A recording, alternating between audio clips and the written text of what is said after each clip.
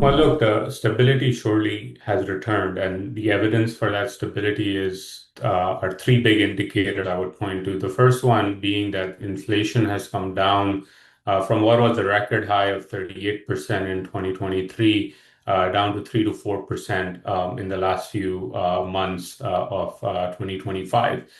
So that in and of itself is much needed, was much needed, and shows an improvement in the overall economy.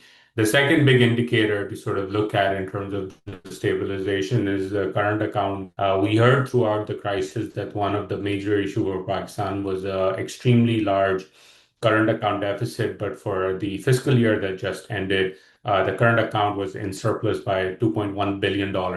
And that has allowed Pakistan to recover some of its foreign exchange reserves. And that is very, very important in terms of overall stability. And then finally, you've seen exports and remittances grow. In particular, exports are up by 5%, and remittances hit a record of over $38 billion, which again means that Pakistan is earning more dollars than what it was in the past. And I think all of those things are good in the near term. But the broader problem for the country is that can the economy grow and achieve 4, 5, 6, maybe 7% rates of economic growth without destabilizing again? And the answer to that at the time being is no. And to make that possible, where the country can sustainably grow, what is needed, in my opinion, are broad and wholesale power sector reforms, a strategy that makes Pakistan's coasts much more competitive, and then a long-term focus on making sure that the Reko Diq mine converts into something that resembles a globally competitive critical minerals value chain. And I think those are the ways in which perhaps this time can be different, where stabilization does not lead to another IMF program, but leads to sustainable growth. But if you look at it right now, Pakistan has some of the highest rates of electricity tariffs in the region, roughly 14 cents per kilowatt hour. By comparison, Bangladesh is around 8 to 9 cents per kilowatt hour. And so by default, any industrial activity where energy is consumed becomes uncompetitive from the get-go in Pakistan versus the rest of the region. And so what started to happen in Pakistan is that solar has taken off in a big way. And whereas the mainstream is more just adopting solar, the reality is that this transformation is happening off the grid or behind the meter, as they call it. And really, their industry has taken a big lead in terms of putting up solar plus battery energy storage.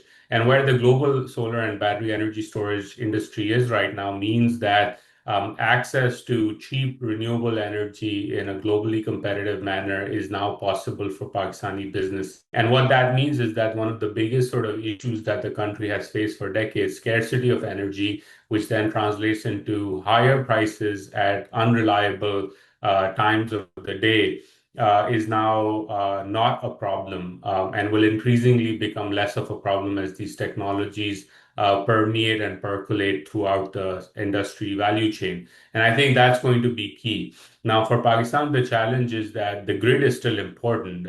By no means that means the advent of these technology means that the grid is not important, but the grid needs modernization for the 21st century and what these decentralized energy systems represent. And if Pakistan can really combine what is already happening from the grassroots in terms of adoption with policies that allow access to marginal price of electricity, that allows access for trading of electricity among microgrids, then I think we can unlock what is a key problem for the country, which is access to cheap, renewable, and reliable energy.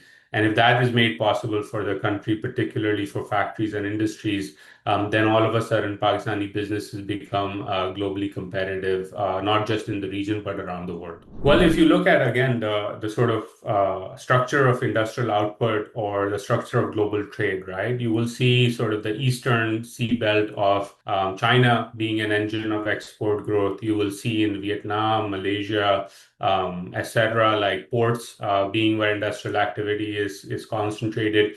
even here in the US where I am, like hear about the East and West coasts driving economic activity and being engines of growth. And the reason for that is that when you're having industrial activity away from the coast, the logistics of transportation make it that much harder to be competitive compared to industries that are close to the port. This is especially true for a country like Pakistan, which is not self-sufficient in energy, which means that if you are, let's say, importing cotton, and you're importing cotton to do basic value addition for then to export a t-shirt, shipping that cotton into Punjab through trucks or through railways that consume imported energy, then adding value, then shipping it back down to the port in the south, and then exporting it will add a few percentage points of cost that, let's say, a factory in Vietnam close to the coast may not have, holding everything else constant.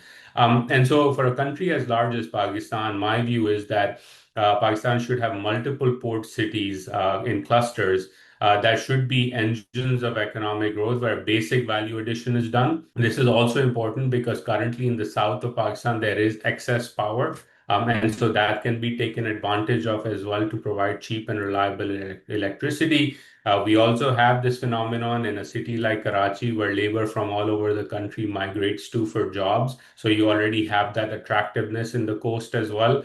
And then finally, you can take advantage of the fact that a place like Sindh or a place like Balochistan on the coast also have latent capacity for agricultural and fisheries as well, which can also be exported from the ports as well. So overall, I think if we switch from what I refer to as a heartland strategy of economic growth and focus more on the coasts, then basic value addition enabled by access to cheap and renewable energy can really propel economic activity such that Pakistan takes advantage of its maritime access to the rest of the world and exports a lot more products to these countries while earning a lot more export revenues in dollars in the near future. Well, so if you look at Reko Diq, right, like when Reko Diq was initially envisioned, it was stuck in arbitration, largely of Pakistan's own doing.